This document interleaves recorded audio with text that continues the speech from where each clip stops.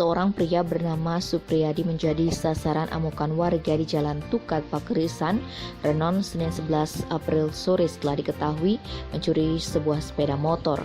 Kapolsek Denpasar Selatan Kompol Gede Sudiatmaja menerangkan peristiwa itu bermula dari warga yang mengaku kehilangan sepeda motor di sebuah tempat kos di Jalan Tukat YAY 9 nomor 68 Renon. Awalnya korban Nur Fahmi Amiruddin memarkir motor Vario di kosnya sekitar pukul 2. Sayangnya stangnya tidak dikunci karena keburu ditinggal tidur. Saat bangun sekitar pukul 8 motor tersebut telah raib. Dia pun menanyakannya ke warga sekitar. Warga mengatakan melihat seorang pria berperawakan kurus tanpa memakai baju sering melintas di kawasan itu yang diduga kuat sebagai pelaku. Berbekal keterangan tersebut, Fahmi melapor ke polisi. Saat petugas melakukan penelusuran, sore harinya beberapa warga melihat pelaku sedang berbelanja di Tukat Pakerisan. Akhirnya warga meluapkan kekesalan pada pelaku.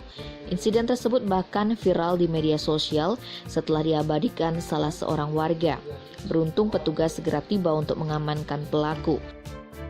Saat diinterogasi, Supriyadi mengaku motor milik korban disembunyikan di Jalan Tukat Balian Gang Mandala Renon di sebuah parkir kos-kosan.